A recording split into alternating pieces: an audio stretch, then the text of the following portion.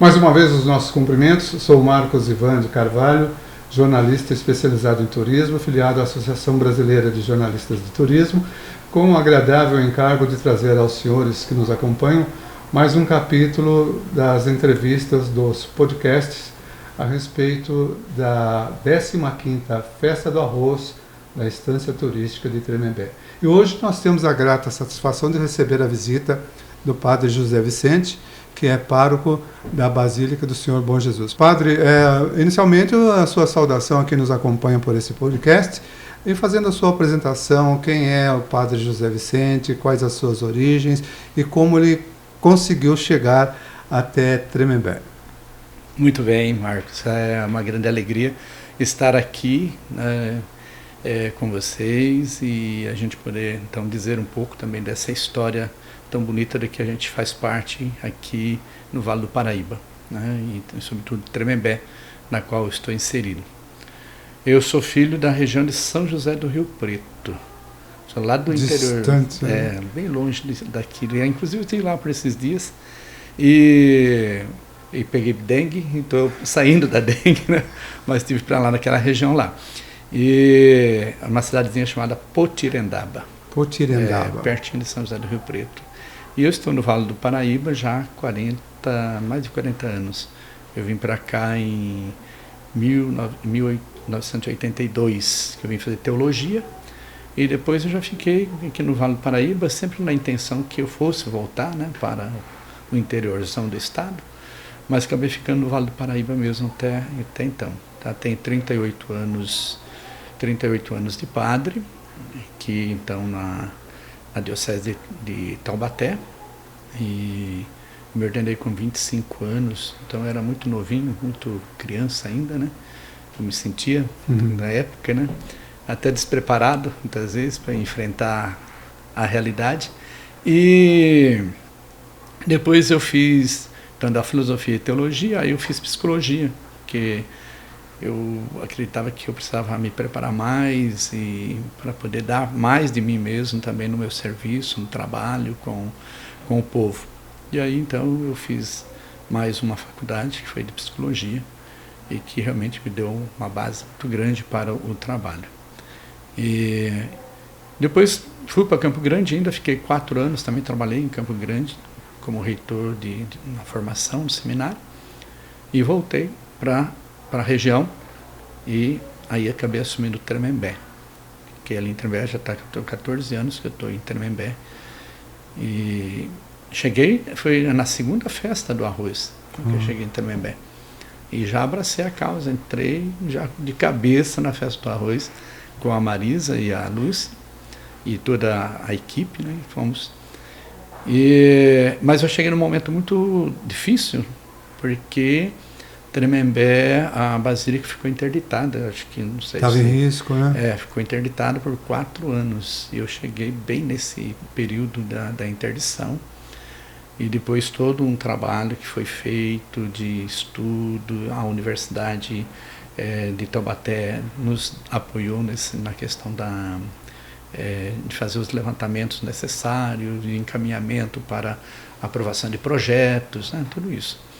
Mas graças a Deus, com o apoio também da população e de muitas, né, ali na questão da própria universidade, a gente conseguiu, né, então em 4 anos conseguimos reabrir a Basílica de Bom Jesus, que estava interditada.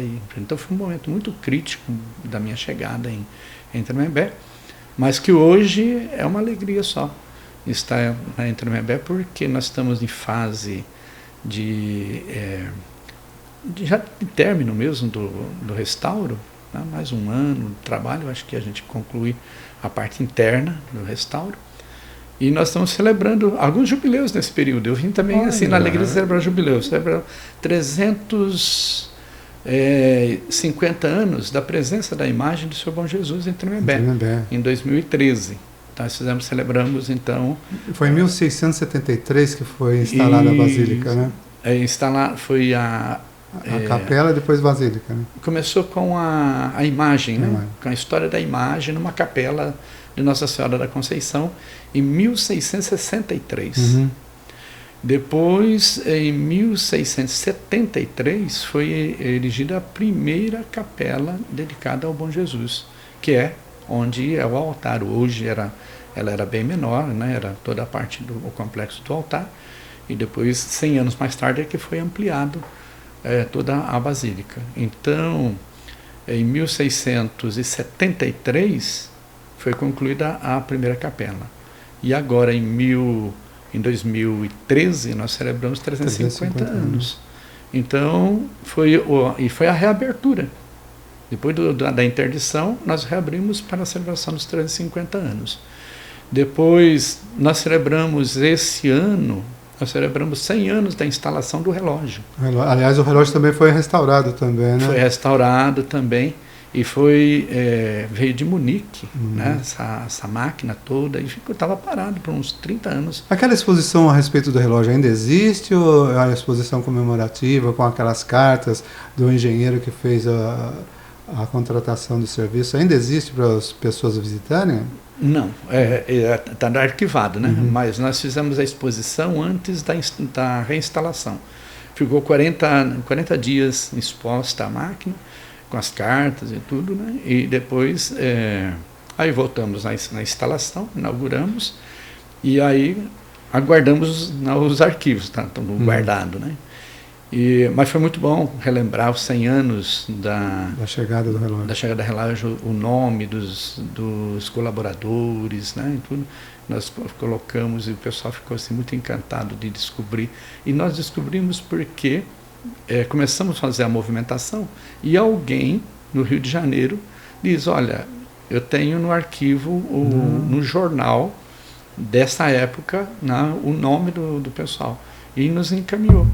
Então, foi possível, né, essa questão por causa disso, que aí nós também colocamos nomes, recordando o nome dos participantes. Dos que participaram da época. E existe historicamente algum ainda familiar desses daí vivo? Existe. Nossa, o pessoal ia lá e...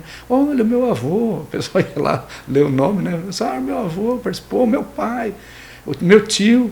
Então, o pessoal foi assim, descobrindo os familiares que participaram, né? Porque 100 anos é possível ainda, né? Então, nós celebramos os 350, então celebramos os 100 anos, e agora, esse ano, nós vamos celebrar os 50 do título de Basílica Menor. Né? Então, eu vim para celebrar os jubileus nesse período todo aqui. Título atribuído pelo Papa João Paulo, aliás, Paulo VI. Paulo VI. Paulo VI. Basílica Menor de São Bom Jesus de Tremembé. Isso. Comanda a Basílica Menor de São Benedito, em Lorena também. Como é identificado a Basílica Menor? O que significa isso, padre? Olha, o título de Basílica, né, que é dado então às igrejas históricas, né,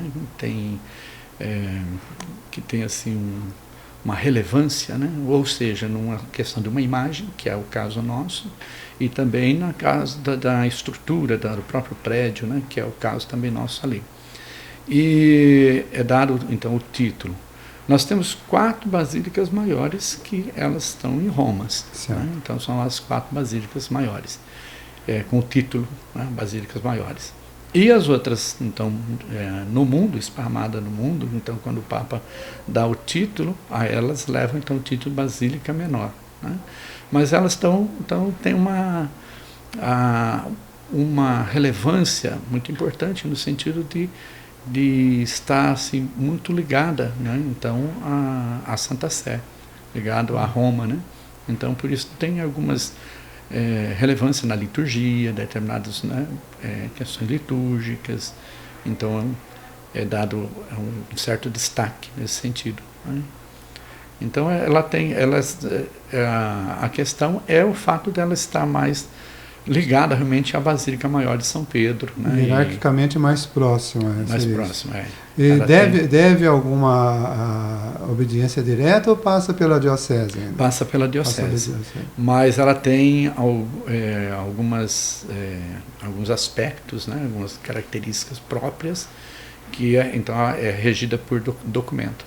Aqui o senhor disse que a liturgia, inclusive, é um pouco diferenciada, ou tem algum complemento, seria isso? Tem alguns complementos. A liturgia, por exemplo, as celebrações das festividades de São Pedro e São Paulo, então se dá os destaques, né? Então, nesse aspecto, então, na Cátedra de Pedro, depois na festa da Cátedra de Pedro também, depois nas celebrações do aniversário do Papa, né, pelo fato dele estar, né, no comando, então, da Cátedra de Pedro.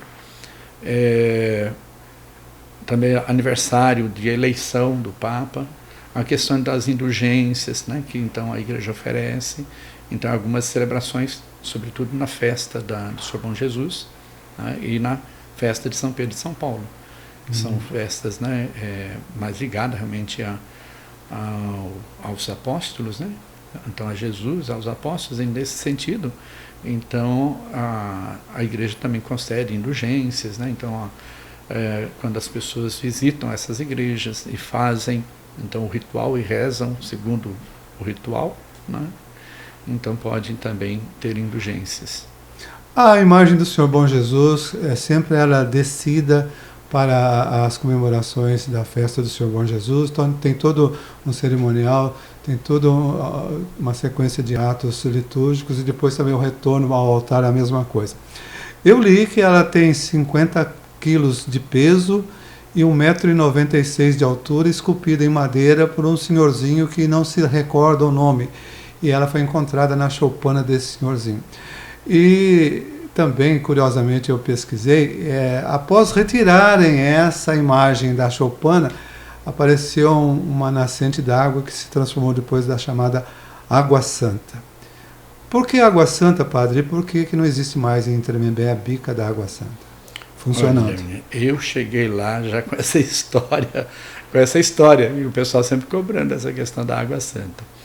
Quer dizer, são lendas, né? Sim. Então, sobretudo a lenda da imagem desse senhorzinho, né? É uma lenda bonita até, né? Mas são lendas que então contam aí a questão de como apareceu a imagem, né? Mas eu acredito porque não se tem um relato, a gente não conseguiu ainda um relato da chegada dessa imagem, como que ela, né, então vem a Tremembé. Mas tudo nos indica que é uma imagem que vem de Portugal, né, porque ela está ligada à história mesmo de Portugal. E depois aqui nós temos algumas histórias da imagem do Senhor Bom Jesus, como Pirapora, sim, como Perdões, como Iguape, né? E Bom Jesus de Tremembé. Então são 4 imagens que estão dentro do mesmo período histórico. A primeira, mais antiga, é Iguape, depois vem o Senhor Bom Jesus de Tremembé. É a segunda, mais antiga. Depois vem Perdões e Pirapora. Acredito que, né, então deve ter vindo então, naquelas caravanas então, aí desse período. Mas não se tem um relato, um registro então, dessas imagens. O que se tem a lenda, né? Então, que esse senhorzinho que apareceu ali, desconhecido, dentro dessa cabana, depois ele desapareceu. Sim, quando ele desapareceu, foram lá, encontraram a imagem do Senhor Bom Jesus, né? Que é bonita, uma lenda bonita até. Encontraram a imagem, aí retiraram a imagem, levaram para a capela Nossa Senhora da Conceição, e brotou a água dos pés então da imagem. Essa bica existe. Sim. Ela está lá, né? Hoje precisaria fazer todo um trabalho aí muito. Eu me empenhei muito na questão do restauro da Basílica. Então eu não tive assim o tempo, até pode ser que quem sabe agora para frente, mas de poder trabalhar essa questão mesmo da bica, da questão da água ali, de fazer realmente, como que diria assim, de a gente poder ressaltar de novo a importância, histórica, né? Essa referência histórica que é bonita. Mas a bica existe, só que hoje a água, ela diz que a água está poluída, mas eu não sei, até hoje eu não sei, mas diz que é poluída, mas tem uma bica muito bonita, ela sai por baixo. E até uma casa ali, vizinha ali, que é uma bica d'água, sim, sabe? A água, e ela aproveita, a mulher lá lava a roupa, usa toda aquela água bonita que jorra ali. Tem uma água bonita mesmo. O senhor acredita, padre, que se houvesse talvez uma motivação ou melhor envolvimento da sociedade civil, principalmente com os profissionais, pesquisadores da parte de saúde, da parte dos pesquisadores de biologia, que também implica muito essa pesquisa a respeito da qualidade da água, a própria bromatologia, e um pouco de vontade de se fazer. O senhor acredita que essa bica poderia ser inaugurada o ano que vem? O ano que vem? Mas eu acredito que poderia ser reinaugurada, sim. Eu acredito, de um esforço, se houvesse um esforço das partes ali, eu acredito que seria possível. No ano que vem eu não sei, mas pelo menos aí no mais próximo possível. Aquela água foi examinada em 1912, na França. Ela era água boa, era água realmente saudável e era uma fonte muito especial, né? A água foi analisada em 2012, em 1912, pelos monges trapistas mesmo, que então eles eram franceses, e a água foi analisada na França. Isso tem registro dessa análise. Então, vale a pena retomar essa questão histórica em Tremembé. Que é uma questão histórica, cultural e pode até figurar como um atrativo turístico. Sim, sim. Padre, o senhor falou nos monges trapistas e a contribuição que eles deram, a enorme contribuição que eles deram para Tremembé. E como que o senhor vê hoje esse resgate de toda a história dos monges trapistas, porque eles além de darem um atendimento social para a cidade, eles desenvolveram a cultura do arroz irrigado. E esse arroz irrigado fez com que a economia da cidade e da região acontecesse mais veementemente diante de um cenário, digamos, do Estado. Como que o senhor analisa hoje a realização da Festa do Arroz em Tremembé, a 15ª Festa do Arroz, fundamentada na história dos monges trapistas? Marcos, eu acredito que foi um grande resgate, sabe, essa questão da Festa do Arroz. Foi uma grande jogada, vamos dizer assim, né? Uma grande sacada, como diz, né? Porque realmente foi recuperar a história, né? Se não fosse, se tivesse talvez tido essa iniciativa, a Marisa, mais a Lúcia, porque eu não estava no ano anterior da primeira festa, e com apoio, né, aí da comunidade, eu acredito que a gente teria perdido, né, uma riqueza histórica, teria se perdido. E com isso, esse resgate começou com muita dificuldade, né? Eu lembro da segunda, quando eu cheguei ainda, muita dificuldade, e depois alguns empecilhos que aconteceram ainda no percurso, né, desse caminho, mas valeu o esforço, porque a história, resgatou a história e fica como realmente uma marca aí para as gerações futuras. Há um envolvimento direto da Festa do Arroz com a Basílica do Senhor Bom Jesus. Inclusive, as meninas, num primeiro momento, buscaram contribuir para que houvesse algum tipo de reforma na Basílica. Depois descobriu-se que era muito além, inclusive por conta da estrutura física da Basílica, que é ainda taipa de pilão, não é isso, padre? Sim, taipa de pilão. Exato, é um registro histórico aí. Mas a ligação tem tudo a ver, né? Quando já a questão mesmo da Festa do Arroz, os monges trapistas que vêm para o Vale do Paraíba, eles são os primeiros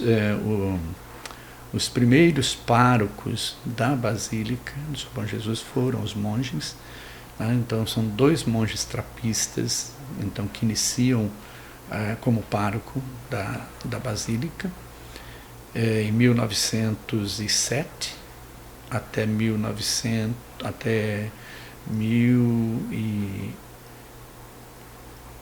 1930, 31 que eles deixaram, né? Então eles saíram de vez, mas em 1930, então até mais ou menos nessa época, eles que comandaram a Basílica do São Bom Jesus. E também nesse período, teve as monjas trapistinas que vieram da França, era um grupo bom, que moraram no casarão que está ao lado hoje, que é particular, mas naquele casarão foi um monastério das trapistinas, que elas ficaram de 1914 a 1928. Então foi o período das trapistinas, então ali na Basílica. Então essa ligação da festa do arroz, então da Basílica com a festa do arroz, ela tem tudo a ver com a história mesmo, né? Então os trapistas que chegaram ali e trouxeram a cultura e eles mesmos comandaram também a parte religiosa por esse longo período. Daí em diante, quer dizer, essa marca ficou, né? E daí em diante, com o resgate da festa do arroz, também resgatou-se a importância então dos trapistas em Tremembé. O arroz é uma matéria-prima obrigatória na festa do arroz, logicamente. E prevê-se a participação de mais de 80 pratos. Como que o senhor vê esse talento dos tendeiros em participarem da festa, desenvolvendo os cardápios deles, com a acessibilidade de preço, principalmente, porque muitos dos tendeiros têm os seus estabelecimentos nas outras cidades, que até por conta da própria localização, do deslocamento, ficaria um pouco mais caro para os frequentadores da festa do arroz, que eles têm então essa oportunidade de saborear uma comida de boa qualidade, bem preparada, com marca registrada de cada chefe de cozinha, numa festa popular, em praça pública, com bastante segurança e, acima de tudo, com música e muita afetividade entre as pessoas. Como é que o senhor vê isso? Rapaz, isso é uma bênção. É uma bênção para Tremembé e para a região toda, né, do Vale. Como eu disse, é uma questão realmente de história, mas sobretudo dentro do contexto também do resgate da história, não só nesse contexto cultural, mas também a importância de valorizar o encontro familiar. Ressalta essa festa. É interessante porque quando a gente fala de comida, fala de arroz, sobretudo fala de mesa, e falar de mesa é falar de família, né? Família. Então acho que isso é uma sacada importante realmente dentro dessa festa. Então o arroz congrega a família, né? E então a festa tem também esse cunho, né, de resgatar também a importância do encontro da família. Portanto, a alegria da festa, ela é bem assim, expressiva em questões, né, de alegria mesmo, de festa, com as músicas, coisas mais familiar, né? Resgatando também as músicas até dentro desse contexto mais familiar, que hoje, né, se perdeu bastante, né? Nossas músicas culturais aí, hoje se perdeu muito. Então, ela deixa muito a desejar. E ali a gente consegue trazer músicas mais populares, envolvendo mais família.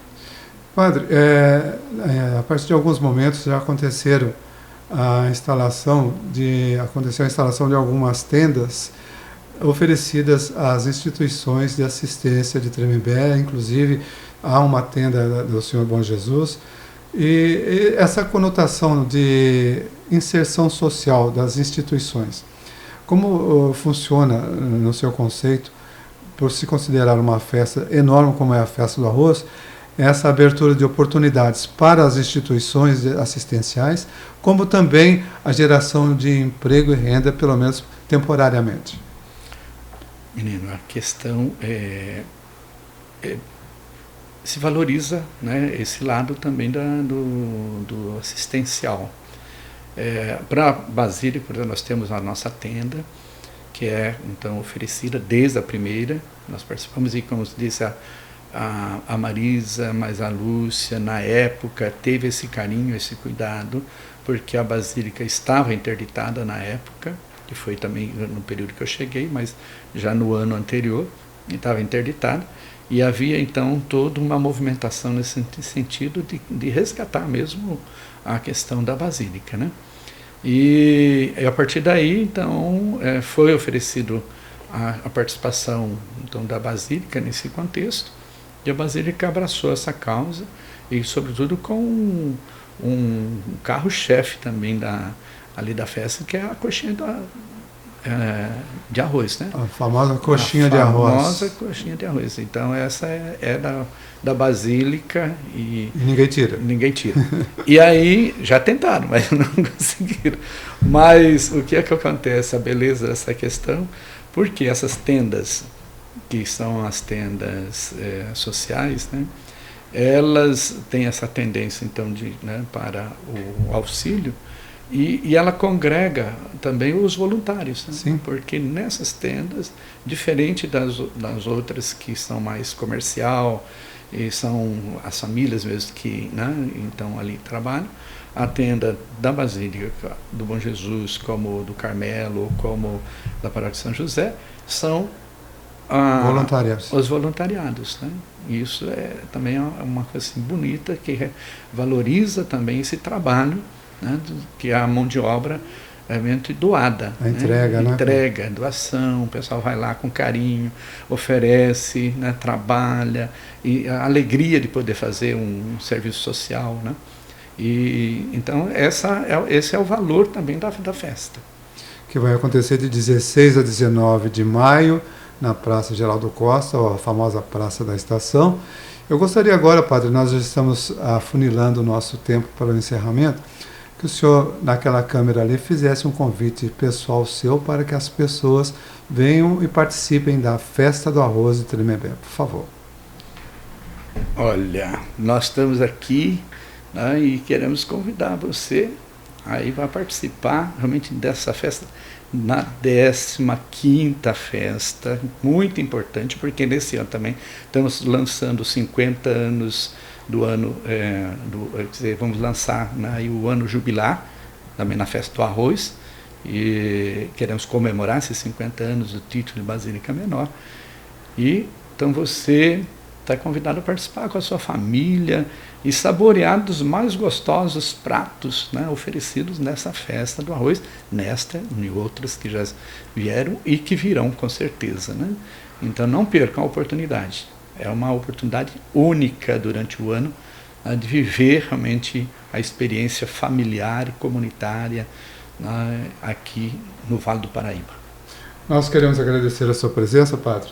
Agradecer também à equipe técnica da Unifunvic, o Edilson, o Pedro, o Nandão, e também, sob a coordenação da Fabiana, a nossa gratidão, esperando que num próximo podcast esteja conosco também, porque tem muita coisa ainda para nós mostrarmos a respeito da 15ª Festa do Arroz em Tremembé. A nossa gratidão, que Deus abençoe a todos.